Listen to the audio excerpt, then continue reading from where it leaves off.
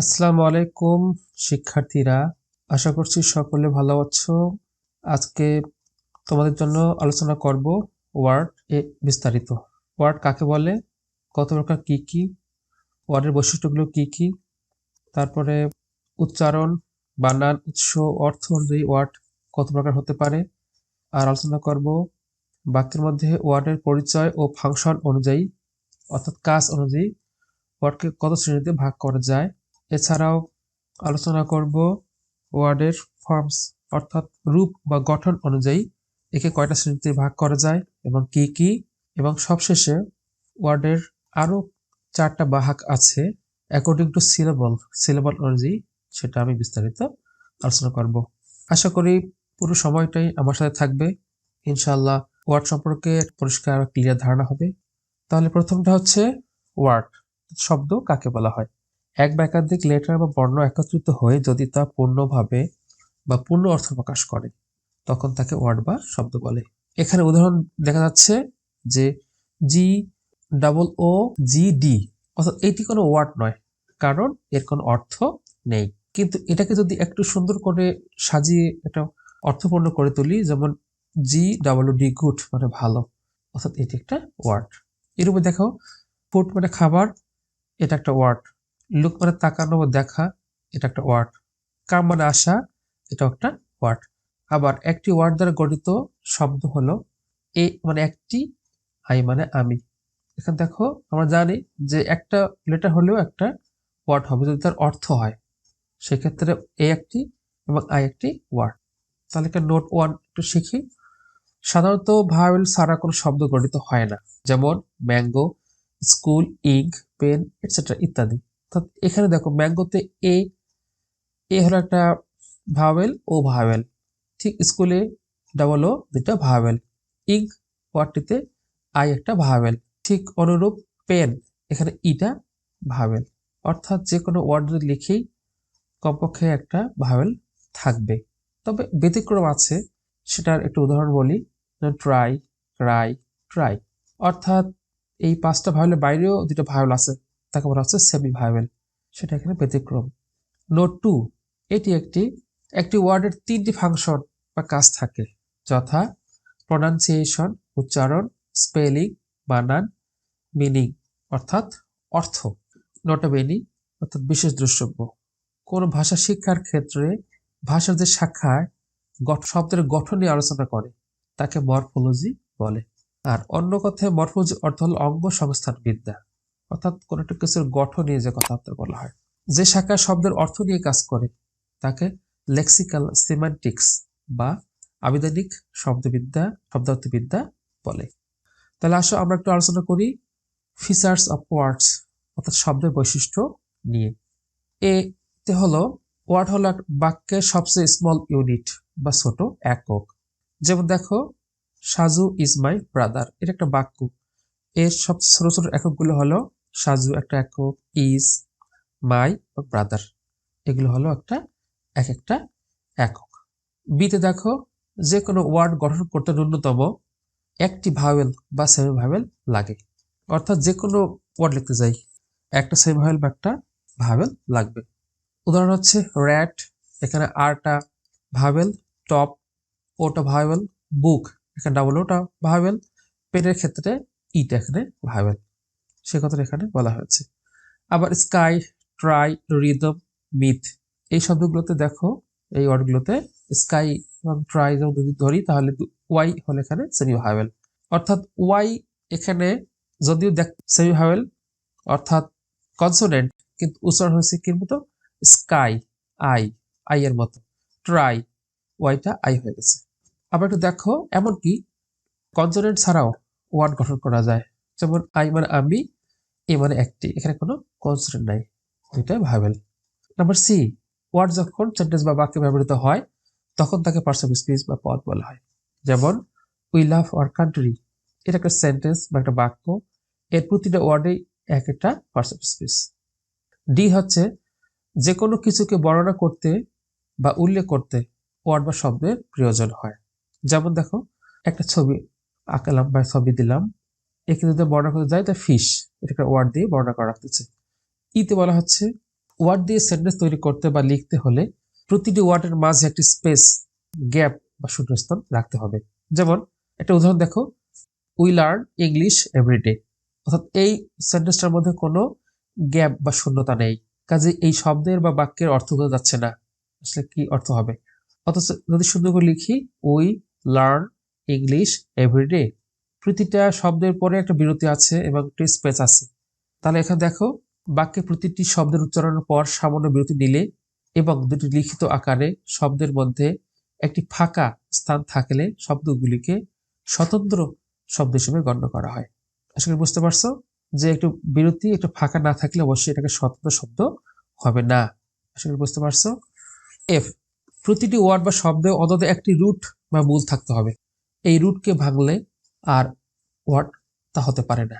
Example হচ্ছে unfaithful, অর্থাৎ অবিশ্বস্ত। শব্দের মূল হলো ফেইথ বা বিশ্বাস। যদি আমরা ফেইথটাকে এফ এ এবং আইটিএস ভেঙে ফেলি তাহলে এই সাউন্ডগুলোর বা এই ধ্বনিগুলোর কে আমরা শব্দ হিসেবে গণ্য করতে পারি না। তাহলে শিক্ষার্থীরা, আমরা আসছি উচ্চারণ, বানান, উৎস এবং অর্থ অনুযায়ী ওয়ার্ড কত রকমের হতে পারে বা এর প্রকারটা কি। অর্থাৎ according to pronunciation, spelling, source and meaning, এইসব দিক থেকে শব্দকে কয়েক ভাগে ভাগ করা যায়। তো সিনোনিমস, সমার্থক শব্দ। রাইট মানে সঠিক বা ঠিক, এদের সিনোনিম অর্থাৎ একই ধরনের শব্দ হচ্ছে correct, true, fixed, settled, authentic, etcetera. এরপর আসলাম অ্যান্টোনিমস, বিপরীতার্থক শব্দ। যদি আবার এটা একই শব্দ নেই, রাইট মানে সঠিক, তার উল্টোটা হচ্ছে বিপরীত শব্দ হচ্ছে wrong, incorrect, false, unjust, foul and etcetera. Number 3 তে হচ্ছে হোমোনিমস অর হোমোফোনস, অর্থাৎ একই ধ্বনি বিশিষ্ট তবে শব্দের অর্থগুলো ভিন্ন ভিন্ন। তাহলে উদাহরণ আসা যাক, সোল, সোল, এই সোল, ধ্বনি একই রকম, অর্থ হচ্ছে কি একমাত্র। আর এস ও ইউএল, সোল হচ্ছে আত্মা। ঠিক একই রকমই স্টিল মানে চুরি, আবার স্টিল মানে হলো ইস্পাত। আর একটু দেখো, হোল, এইচ ও এল ই, হোল মানে গর্ত, আর হোল মানে পুরো বা সমগ্র। ঠিক একই ভাষায় হোমোনিমস। এবার আসি হেটারোনিমস, একই বানান তবে উচ্চারণ এবং অর্থগুলো ভিন্ন ভিন্ন। যেমন রো মানে সারি, আবার রো মানে হলো যুক্তি বা আর্গুমেন্ট। ঠিক অনুরূপ উইন্ড হাওয়া, উইন্ড মানে আবার ঘুরে আনা, ভার্ব হয়। লিড বা লেট মানে সীসা, লিড মানে হলো নেতৃত্ব করা, অর্থাৎ যদি ভার্বের ক্ষেত্রে হয়। নাম্বার 5 হোমোগ্রাফস, একই বানান তবে ভিন্ন ভিন্ন শব্দের অর্থ। যেমন ক্লোজ নিকটস্থ, আবার ক্লোজ বন্ধ করা বা শব্দ করা, একই কিন্তু অর্থগুলো ভিন্ন ভিন্ন। টিয়ার মানে অশ্রু, আবার টিয়ার যদি ভার্ব হয় সেক্ষেত্রে ফাটা বা চিরিয়ে দেওয়া ইত্যাদি। অবজেক্ট মানে বস্তু, আবার অবজেক্ট হচ্ছে আপত্তি করা ভার্বের ক্ষেত্রে। নাম্বার 6 হচ্ছে হাইপোনিমস। হাইপোনিমস হচ্ছে একটা নির্দিষ্ট দলের শব্দ। অর্থাৎ যদি বলি ফ্রুট, এর এর আন্ডারে এর যতগুলো ফল আছে, এই মেইনটা হচ্ছে হাইপোনিমস। যেমন অ্যাপল, ম্যাঙ্গো, লিচি, জ্যাকফ্রুট ইত্যাদি, এগুলো হচ্ছে মানে ফ্রুটের হাইপোনিমস। ফ্রুট অর্থাৎ ফলমূলের হাইপোনিমস হলো আপেল, ম্যাঙ্গো ইত্যাদি। ঠিক এরকম ভেহিকল মানে যানবাহন, এর হাইপোনিমস গুলো হলো বাইসাইকেল, ট্রেন, বাস, হেলিকপ্টার এটসেট্রা। অনুরূপে যদি বলি কালারের, রঙের হাইপোনিমস কি কি, যেমন লাল, রেড, ব্লু, নীল, গ্রিন, সবুজ, ইয়েলো, হলুদ এটসেট্রা। নাম্বার 7 মেটোনিমস, অর্থাৎ বাক্য অলঙ্কার, বিশেষ লক্ষণ শব্দ। এই শব্দগুলো সচরাচর সাহিত্য বা অলঙ্কার শাস্ত্রে ব্যবহৃত হয়। যেমন ওয়াল স্ট্রিট, মনে হচ্ছে যে একটা রাস্তা যেটা ওয়ালের রাস্তা, কিন্তু আসলে তা না, এটা হচ্ছে কি Wall Street referring to the American financial market, অর্থাৎ আমেরিকার একটা অর্থনৈতিক ব্যবসা কেন্দ্রকে বোঝাচ্ছে ওয়াল স্ট্রিট। অনুরূপভাবে হলিউড, হলিউডটা বোঝাচ্ছে যে referring to the American film industry, অর্থাৎ আমেরিকার চিত্র অর্থাৎ ফিল্ম জগতের কথা এখানে বলছে, ফিল্ম ইন্ডাস্ট্রির কথা বলাচ্ছে। প্রেস এক্ষেত্রে তাই referring to the journalist or the news media, সাংবাদিকতা, নিউজ মিডিয়া এগুলোকে বোঝাচ্ছে। 8 পলিসিমাস অর পলিসেমি ওয়ার্ডস, অর্থাৎ প্রাসঙ্গিক শব্দ বা একাধিক অর্থবাচক শব্দ। অর্থাৎ শব্দ একটা, তার অর্থ হবে অনেকগুলো। As for example bank, bank হচ্ছে তীর, ব্যাংক হচ্ছে ব্যাংক, আবার ব্যাংক হচ্ছে একটা সারি। অর্থাৎ ব্যাংক যদি ব্যাংক, সেটা হচ্ছে ফিনান্সিয়াল ইনস্টিটিউশন, একটা আর্থিক প্রতিষ্ঠান। তীরের ক্ষেত্রে নদী, সমুদ্র, জলাশয়, ঢালু জমিকে বলা হচ্ছে তীর, ব্যাংক। আবার সারি, যেগুলো গাছের সারি, বাড়ির সারি, ঘরের সারি, অর্থাৎ a row or similar objects placed next to each other, এরকম হচ্ছে সারি। শিক্ষার্থীরা আমরা আবার একটু পরিচিত হই। ওয়ার্ডের পরিচয় বা ফাংশন অর্থাৎ কাজ অনুযায়ী ওয়ার্ডকে আরো কয় ভাগে ভাগ করা যায়। তা হলো nouns, pronouns, adjectives, determiner, verbs, adverbs, prepositions, interjections. এগুলো হয়তো তোমরা জানো, তারপর কি সংক্ষিপ্ত করে বলতেছি। নাউন হচ্ছে কোন মানুষ, স্থান বা জিনিসের নাম, ডগ, কার, মাদার, ভিলেজ, ঢাকা ইত্যাদি। প্রোনাউন্স হচ্ছে এগুলো নাউনে পরিবর্তন ব্যবহৃত হয়, যেমন mind, your, it, we, us, hours ইত্যাদি। অ্যাডজেক্টিভস হলো এই শব্দগুলো নাউনকে বর্ণনা করে, যেমন nice, good, bad, clever, costly, big etcetera. Determiner অর্থ হচ্ছে নির্দেশক, অর্থাৎ এই শব্দগুলো নাউনকে নির্দিষ্ট বা অনির্দিষ্ট করে বোঝায়, যেমন এ, এন, দি বা the, this, that, those etcetera. Verbs, আমরা জানি ভার্ব মানে ক্রিয়া, কতগুলো গতিশীল এবং কতগুলো নিষ্ক্রিয় ক্রিয়া, যেমন সি, রান, ওয়ার্ক, বি ইত্যাদি। অ্যাডভার্বস, এই ভার্বগুলো অর্থাৎ যা ক্রিয়া বা বিশেষণ, আমরা যাকে বলি ক্রিয়া বিশেষণ, এগুলো অন্যান্য অ্যাডভার্বকেও কি পরিবর্তন করে, যেমন generally, twice, ever, badly, away, quickly ইত্যাদি। প্রিপজিশনস, এই শব্দগুলো সাধারণত একটা নাউন বা প্রোনাউনকে এর সামনে বসে এবং বাক্যের অন্যান্য ওয়ার্ডের সাথে এই সম্পর্ক স্থাপন করা বা প্রকাশ করা বোঝায়, যেমন round, to, down, near, off etcetera. Interjections, এই শব্দগুলো কোনো ব্যাকরণগত মান নেই, অর্থাৎ এগুলোকে ব্যাকরণগত মান নেই, কিন্তু এগুলোকে একটা সেন্টেন্সকে মডিফাই করে, যেমন ওহ, আউস, আম, ওয়েল, হাই ইত্যাদি। তার শিক্ষার্থীরা আমরা আরেকটা বিষয় আলোচনা করি, বাক্যে ওয়ার্ডের ফর্মস অর্থাৎ রূপ বা গঠন অনুযায়ী কত প্রকার বা কয় ভাগে ভাগ করা যেতে পারে। তাহলে দেখা যাচ্ছে ওয়ার্ডস উইথ স্টার্টিং উইথ মনো আর পলি, অর্থাৎ কিছু কিছু ওয়ার্ড আছে যেগুলো মনো এবং পলি এই শব্দগুলো দিয়ে শুরু হয়, অর্থাৎ মনো এবং পলি শব্দের সংমিশ্রণের রূপ দিয়ে কিছু শব্দ তালিকা দেখাচ্ছি।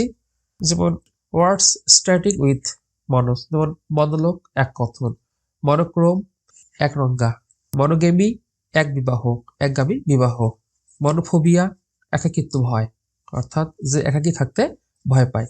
তাহলে এদিকে words starting with poly, polygamy, বহুবিবাহ, পলিগন, বহুভুজ, পলিক্রোম, বহুসঙ্গীত, পলিমার। এরপর আসলাম কনট্রাকশনস, অর্থাৎ শব্দ বা বাক্যাংশের সংক্ষিপ্ত রূপ। আমরা অনেক শব্দকে সংক্ষিপ্ত রূপ হিসাবে লিখিত বা কথ্য ভাষায় ব্যবহার করে থাকি, যেমন I am, am, are not, aren't, here is, here's, here's, going to অর্থাৎ গো না, ওয়ান টু অর্থাৎ ওয়ানা। এই যে শব্দগুলো একটা কন্ট্রাকশন অর্থাৎ সংক্ষিপ্ত রূপ, এরকম আরো অনেক আছে। এরপর আসলো WH কোশ্চেন ওয়ার্ডস, অর্থাৎ যে ওয়ার্ডগুলো আমরা প্রশ্ন তৈরি করতে ব্যবহার করি, ধরো what, when, where, who, whom, whose etcetera. তাহলে আমরা আরেকটা বিষয় জানি এই ওয়ার্ড সম্পর্কে। আবার সিলেবল অনুযায়ী, সিলেবল মানে জানো শব্দাংশ, অর্থাৎ শব্দের যে অংশটুকু একেবারে উচ্চারণ করা যায় সিলেবল বলা হয়। তাই এই সিলেবল অনুযায়ী ওয়ার্ডকে আবার 4 ভাগে ভাগ করা যায়। সেগুলো হচ্ছে মনোসিলেবিক ওয়ার্ড, অর্থাৎ এক শব্দাংশ বিশিষ্ট শব্দ, যেমন র্যাট, ক্যাট, ডগ, টপ ইত্যাদি, অর্থাৎ এগুলো একেবারে উচ্চারণ করা যায়, একে আর ভাঙ্গা যায় না। 2 ডাইসিলেবিক ওয়ার্ড, অর্থাৎ 2 শব্দাংশ বিশিষ্ট শব্দ, যেমন ম্যাঙ্গো, ডক্টর, মাদার, অর্থাৎ ম্যান একটা, গো একটা, শব্দকে 2 ভাগে ভাগ করা যাচ্ছে, ডক্টর, মাদার, MO মা, TSER 2 ভাগে ভাগ করা যাচ্ছে। এরপর আসলে ট্রাইসিলেবিক ওয়ার্ড, অর্থাৎ 3 শব্দাংশ বিশিষ্ট যে শব্দগুলো, যেমন ইন্টারনেট, ইন্টারনেট, এখানে 3টে ভাগ করা যাচ্ছে, একটা শব্দকে 3 অংশে বিভক্ত করা যায় উচ্চারণের দিক থেকে। Company, industry. 4 নম্বর হচ্ছে পলিসিলেবিক ওয়ার্ড, অর্থাৎ 4 বা 4 বেশি শব্দাংশ বিশিষ্ট ওয়ার্ড, যেমন ইন্টারন্যাশনাল, এটাকে ইন্টারন্যাশনাল, ন্যাশনাল, অর্থাৎ 1 2 3 4 5, এটাকে 5টা শব্দাংশ অর্থাৎ 5টা সিলেবালে ভাগ করা যায়। এটা ইন্ডাস্ট্রি, ইন্ডাস্ট্রিয়াস, ইন্ট্রোডাকশন, কনক্লুশন ইত্যাদি। এই শব্দগুলো হলো কেবল হচ্ছে পলিসিলেবিক ওয়ার্ড। ইনশাআল্লাহ আমরা আরো সামনের পরবর্তী ভিডিওতে আরো কিছু জানবো। Thanks for staying with me. শিক্ষার্থীরা যদি এই ভিডিওটা ভালো লাগে তাহলে ভিডিওটি লাইক করবে, শেয়ার করবে, কমেন্ট করবে এবং সর্বোপরি সাবস্ক্রাইব করবে। সেটা ভালো থাকো। পরবর্তী ভিডিওতে আমি সিলেবাস সম্পর্কে একটা বিস্তারিত আলোচনা করব।